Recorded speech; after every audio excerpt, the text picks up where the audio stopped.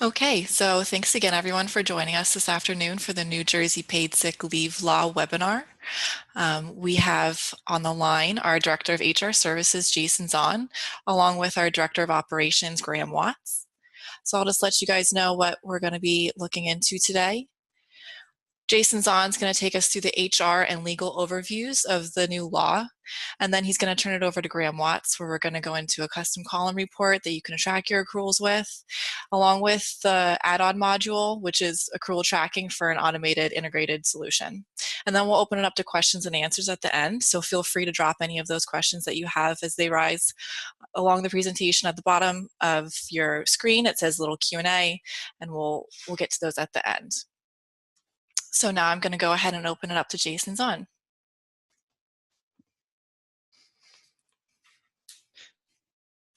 Good afternoon, everyone. My name is Jason Zahn, and today I'm going to be covering the requirements of the new paid New Jersey family sick leave. And honestly, when I look at this law, it's very straightforward. In fact, I believe a lot of you are not going to have to make many requirements, if any, to your existing policy. So that's the good news. But I still want to go over it because I do believe you should be looking at your handbook and your policies to make sure that you are truly in compliance with the law. And I'm going to be covering some recommendations as well. So first of all, the New Jersey Paid Sick Leave Act was signed on May 2nd by Governor Phil Murray and will go into effect on October 29th. So you do have a couple of months to take a look at all of your policies and make sure that you're in compliance. Once effective, it will require New Jersey employees of all sizes. So that means that even if you have one employee, you're going to have to comply with the new law. And you must provide up to 40 hours of paid sick leave per year to covered employees. And that also means that you would have to cover part-time employees. I know a lot of employers only offer paid time off to their full-time employees. So this law now going into effect, you would have to cover part-time employees and give them at least the 1 hour per 30.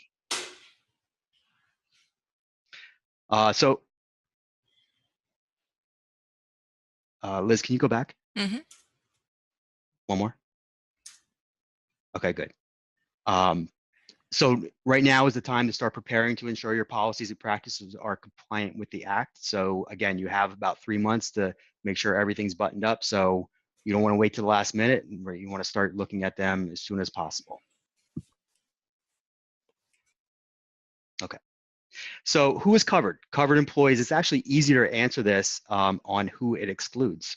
So employees in the construction industry, employed under a collective bargaining agreement, per diem healthcare employees, and public employees who already have sick leave benefits are not covered. Everybody else is covered.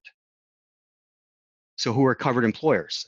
Any business entity, irrespective of size, that employs employees in the state of New Jersey, including temporary help service firms. So this means, just like with ACA, when temporary help service firms had to provide ACA coverage for their employees, you probably saw an increase in rates from your temporary help firm. This again will probably increase temporary rates because now these temporary help service firms have to provide this paid time off that they may not have been giving before.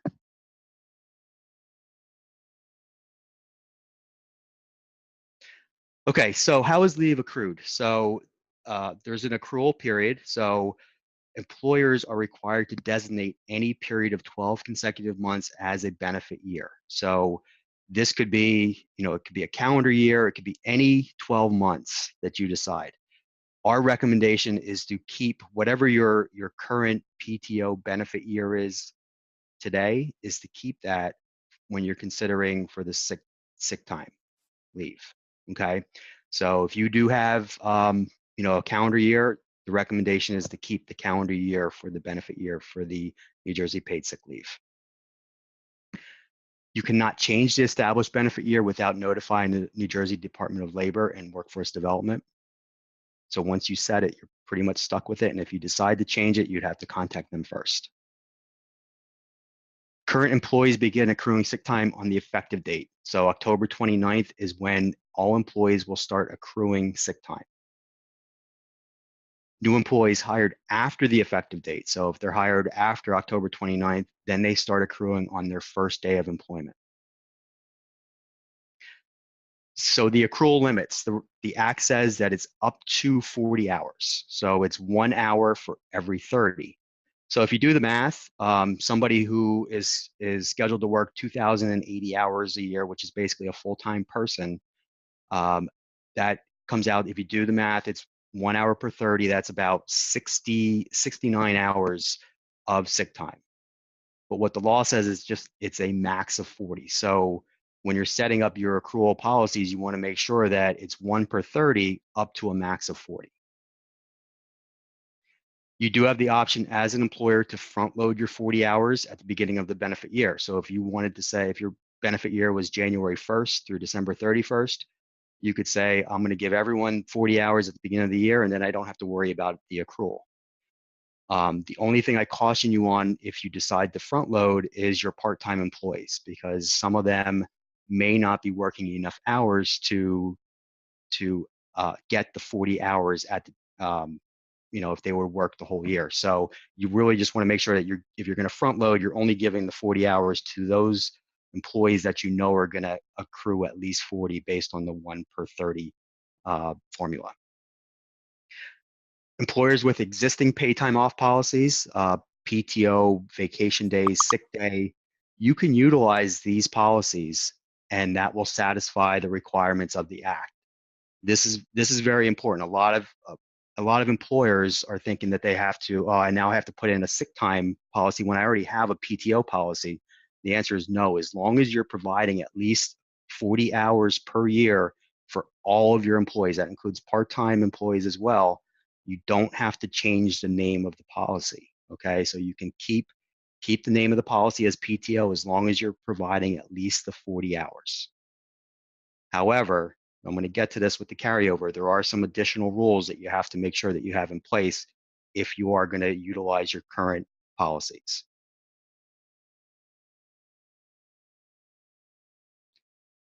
Okay, so how can leave be used? Employers are not required to permit employees to use more than 40 hours of sick leave. So again, there's the 40-hour max. And employers can use accrued sick time after the 120th day from their first day of employment. So yes, you do have to start accruing sick time from their start date, but you don't have to allow them to take it until after the 120th day of their first day of employment. And then there's some of the following reasons that you can allow the sick time is an employee's own medical or physical illness, a family member's physical illness or mental illness, circumstances related to an employee or a family member's status as a victim of domestic or sexual violence, closure of an employee's workplace or a school, and in time to attend a meeting requested or required by school staff. So those are a couple reasons right there for allowing employees to take sick time. So how can leave be used? The Act broadly defines family member to include individuals related by blood to the employee or whose association with the employee is the equivalent of a family relationship. Pretty broad. You just have to watch with your policies to make sure that you're allowing pretty much any family member to be for employees to take leave for that family member. And employers may not require an employee to find a replacement to cover the employee's absence. So typical in the retail industry, you have your schedule for your employees, and the employee, you might have a policy that says if you cannot work your shift, you have to find a replacement. The Act does say that you cannot require an employee to find a replacement if they're taking sick time.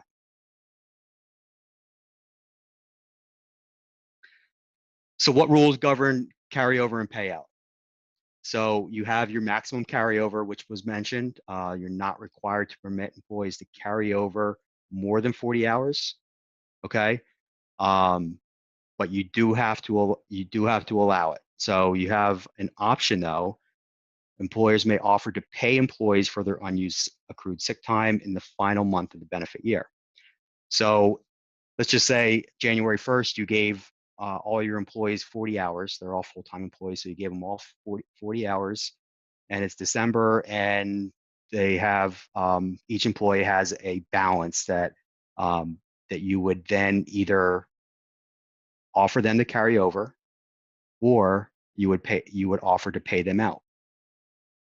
So the employee actually has a choice. So if the employee agrees to receive the payment, they may choose a payment for the full amount, or they can take 50% of the time and then the rest would be carried over. Okay, so that's a little confusing, but the way that works is, you either offer the full carryover, or you offer to buy them out or buy the days back, and the employee then has the option to take the full amount or half of it. Any payment that you make at the end of the benefit year is going to be based on the employee's rate at the time of payment. So if the employee actually accrued time at a different rate earlier in the year and then got an increase and accrued more time, the amount that you have to pay is the pay at the time of payment of the sick time. So if the employee's rate is $8 an hour on January 1st, but it's $10 an hour on December 1st, you have to pay $10 per hour for that time. If the employer front loads the entire amount of sick time, it must either pay the employee the full amount of the unused accrued sick time in the final month, or allow carryover of all the time. Employee approval is not required if you do front load. So it's either or in that case. So what increments can workers use leave? So the act here says that you can choose the increments in which employers may use accrued sick time. So as long as you're not requiring more than the employee shift. So if an employee has a 4-hour shift, you can't say you can only take sick time in an 8-hour shift or a 7-hour shift. So it has to be, you have to allow them in the minimum shift. Most of the time we see policies written that are either 1 or 2 hours. And I think if your policy is like that, you're pretty safe with this. But again, it's totally up to you, but as long as you're not requiring more than what any employee shift would be. So what happens upon transfer, separation, reinstatement? So if an employee is transferred to a different division or a different company under the same ownership, all of that accrued sick time would be retained. So they wouldn't have to start over. They wouldn't have to wait the 120 days. It would be automatic. Upon separation of employment, the act does not require you to pay out any unused days. So yes, you do have to allow carryover, but no, you do not need to pay out the days at the end of employment. So this is where I think a lot of employers are going to get tripped up on this, because I know that most of our clients and most of the handbooks I review, there is a payment for PTO when an employee resigns. So you really want to make sure that you're indicating in your handbook that if you're not going to pay sick time, you want to make sure that that is spelled out specifically, that PTO is paid, but sick time is not.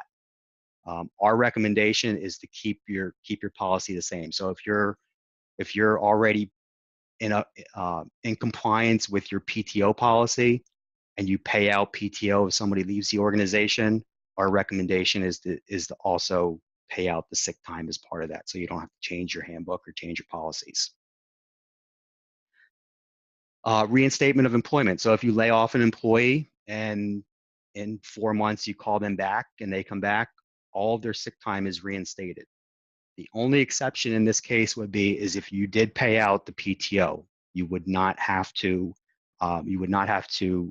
reinstate their sick time. So you've already paid it out, so there's nothing to reinstate.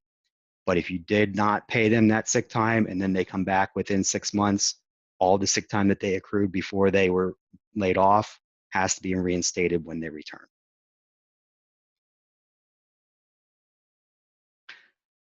So what notice and documentation is required? So foreseeable absences. Employers may require an advance notice not to exceed 7 calendar days. Employers may also require employees to make a reasonable effort to schedule the use of sick leave outside of business, basically, so it doesn't disrupt operations of the employer. And then employers may prohibit employees from using foreseeable sick leave on certain dates, and also require documentation of sick leave that is not foreseeable. Unforeseeable absences. Employers may require employees to give notice of the intention to use the leave as soon as practicable, and provided that the employer has not notified the employer of this requirement. If there are absences of 3 days or more, the employee, you can require the employee to provide documentation and confirm that the employee used sick leave for a covered purpose.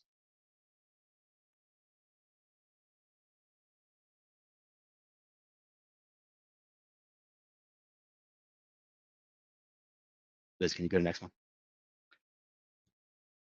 So what are the notice and record keeping rules?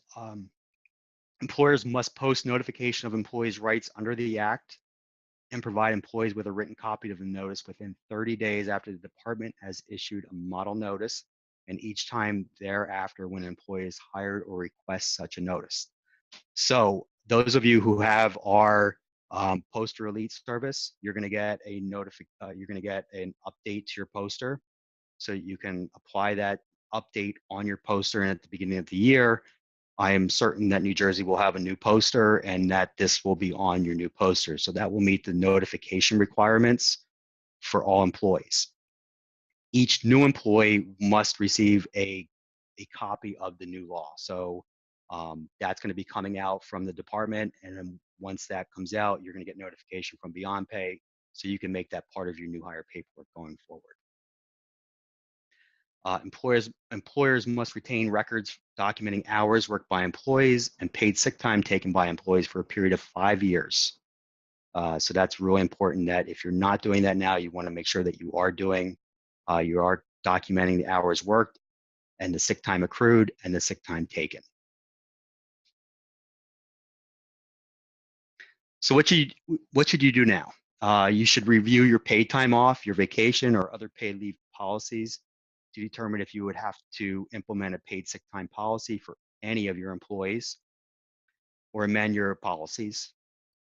Employers should also consider revising employee handbooks to account for the changes. So if you choose not to pay out accrued but unused sick leave upon termination, you must make that very clear in your written policies. And then finally, employers should be on the lookout for the poster and template notice issued by the department. So that's a summary of the law. I'm going to turn it now over to Graham, and I'm sure you guys will have questions, so I will stay on for the end. Thank you. Good afternoon, everybody. Thank you, Jason. As with all of the presentations, if you've attended before, it's not intended to be a training at all, rather an overview. You will receive a recording. You will also receive a copy of the slides that Jason went over, so you can review them at your own pace. And in addition, for the views I'm going to share now, it's intended to show you what we can do, not teach anyone how to do any of the above. So please reach out to your CSR or myself after the training, and we can go over everything that we've shown. So what I'm going to jump into is Beyond Pay. And as I do so, I'll let you know that what you're viewing is our new user interface. It may not be exactly as you're used to seeing. We can certainly change you to our new user interface if you'd like. It will be coming in the future. It'll be a little bit different than what you're used to if you've not seen it yet, but all of the menus are the same and all of the following along will be the same. So the first option I wanted to go over is the idea of using a report. Now, we would strongly recommend you use our embedded accruals functionality, but not everyone is going to want to purchase an additional add-on service, especially if you already have another software you're already utilizing or another process and you're already utilizing, or maybe you've never offered sick before and you're only going to begin doing it now and you feel you can manage it on your own. So you can customize any reports in Beyond Pay and do the required math that New Jersey is asking for and manage it yourself. This would be the free option, and I'll go ahead and give an overview of that. We've gone ahead and saved a report that will meet the criteria. This report can be copied over to your account for you just by simply reaching out to your CSR, let them know you'd like to have the report, and we'd be happy to copy it over to your account, save it for you, and then you can begin to run it. So what I've brought up on the screen is a custom-made report, and by the way, I've done report trainings, custom report trainings. We can send you that link if you're interested in writing these yourself or reviewing what we're doing. Or again, we can just copy it over to your account. So on the screen here, what you see is every employee on this demo company, their total hours for the year, and then doing the math in the custom column. Whereas we're dividing their total hours worked by 30 and determining how many they've earned so far. This number would update each time you issue a paycheck. The total hours would increase, therefore the division by 30 would increase, and you start to see what their balance is. And that will cap at 40 per the law, per the custom formula. The next field that we've placed, and you can move the columns in the report, is the carryover from the previous year. The carryover on the report option will be a manual process. You, the administrator, would have to know when your benefit year ends and update each individual employee's carryover year over year and let it know what you want to show as the carryover. Again, this is not embedded functionality. This is a custom-made report just doing the math of total hours divided by 30. That's why at present carryover can't calculate. We'll get to that when we get to the onboard functionality. The next field will real-time pick up the number of sick hours that they've used. And then obviously lastly is the math of what you've earned, what you've carried over, if anything, what you've taken, and then the math. So again, this report can be copied, customized to your earnings, which is important. It depends on the number of earnings and how you pay your employees are the ones that we're going to capture and do the math on. So there is a good 10 to 15 minute conversation with your CSR to set this report up. We copy over the settings and then we tailor it to your company and save it. And then from that point on, you can access it whenever you'd like. You can have it delivered with payroll or emailed to you. And this will do the math of dividing by 30, showing your taken and showing you a balance as of the date. Please reach out to your CSR or myself if you would like more information on the report. Secondarily, I would like to spend a little bit of time going over our onboard built-in accruals. Even if you have another software or a spreadsheet that you're managing, accruals is one of the things that we integrate, everything we integrate very well, but one of the easiest to set up, most affordable additional softwares that we can add right in, that's already on board. If you're a BeyondPay client, you already have this functionality, you just might not have it turned on yet. And once we turn it on, that's where we actually build out from your handbook, from your policies to suit every one of your benefit, every one of your accrual policies. So what I've navigated here, this, of course, it looks like a report. All views of BeyondPay look like a report, but rather than simply being mathematics, what this is an actual accrual policy built out to accommodate New Jersey sick. And I intentionally showed on this screen that the one individual I assigned it to, Josh Bronson, he is embedded with all of the other employees. What I wanted to illustrate here is that if you already have other policies, as Jason stated, maybe everybody already has a vacation policy, but there was a few handful of temporary employees or part-time employees that you weren't giving sick that you now have to give them sick time to. You can just embed them with every other policy and the two do not affect each other. So Josh has the New Jersey sick hourly and that's all he'll accrue, whereas Kathy Watts has her normal company offered sick and vacation policy. So you can have as many or as few employees in each policy, but at minimum, everyone has to have this sick hourly. And you'll notice it's the same data. It's the same exact hours earned year to date and then hours taken 8 and showing the same balance. It's doing the same data, but rather than just mathematically, it's actually looking at their actual pay statement and then following your policy rules. And this is where the carryover will execute automatically. What this will do is also provide you the detail, for example, if you'd like to know when they took the sick time. If you click on the time, it will tell you the date that they took the sick. And of course, that's progressive. So it's a little bit easier to manage. If you see someone has already taken 32 hours and they're maybe questioning it, just simply clicking on the hours taken themselves will give you an embedded table of how many sick and when they took it. And the same applies for vacation and sick once we build out the accruals policy. Secondarily, you can look into further detail by clicking the magnifying glass. And this will show you each individual accrual for each payroll. And this is where you can tie it back in. Maybe someone's questioning the balance. This is where you can start to show them how they accrued per each pay statement versus the report option was just the bulk data of their year to date divided by 30. This shows you each pay statement divided by 30. And lastly, what I wanted to show is that you can also show this data on your pay stubs. And it doesn't just apply to New Jersey Sick. It also applies to any one of your accruals. But unlike the report option, which is just a report that is available to you and any one of your admins that is an administrator,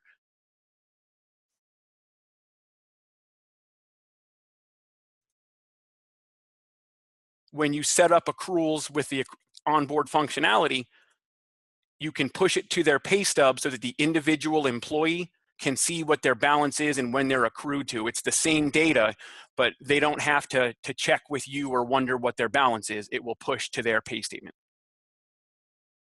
And actually, I think I said last screen, but I would like to show you one more thing.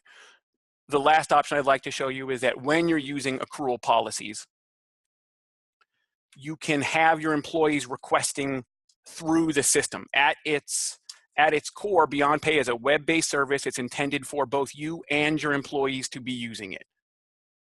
Here I've logged in as the employee. You'll notice that they have a different dashboard.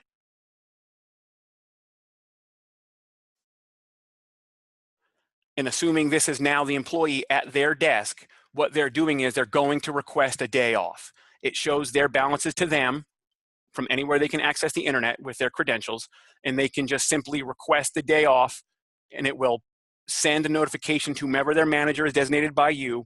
You can approve it, and it will automatically flow through to payroll.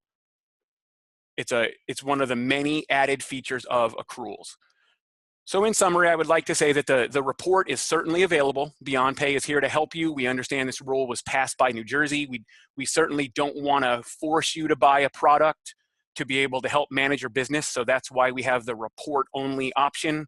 We custom build it. There's no additional fee, and you manage it on your end. You are very limited. It does not go to pay statements. You can't make requests. You have to do manual carryovers.